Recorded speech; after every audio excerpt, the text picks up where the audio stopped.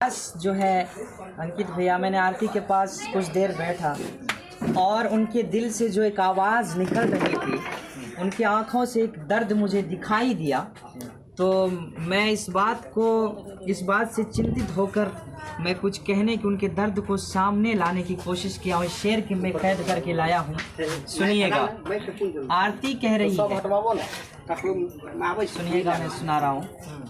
एक बात पूछती हूँ बताओ न छोटू जी, एक बात पूछती हूँ बताओ न छोटू जी, छुपाओ न छोटू जी, क्या याद मेरी आती नहीं, क्या याद मेरी आती नहीं। एक बात पूछती हूँ बताओ न छोटू जी, छुपाओ न छोटू जी, क्या याद मेरी आती नहीं, क्या याद मेरी आती नहीं।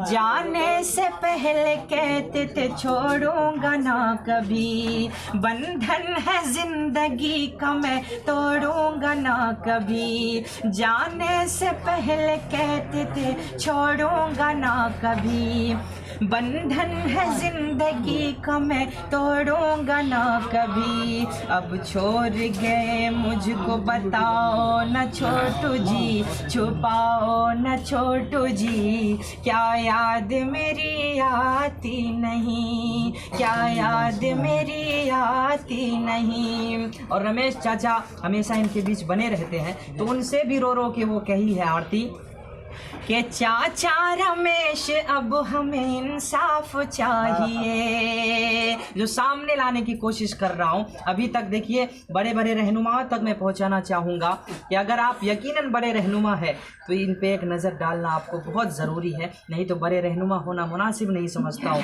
सुनिएगा, चाचा रमेश अब हमें इंसाफ चाहिए, कैसे जियोंगी दुनिया में हमको बताइए, कैसे जियोंगी अब हमें बताओ न चाचा जी, छुपाओ न चाचा जी, क्या याद मेरी आती नहीं, क्या याद मेरी आती नहीं।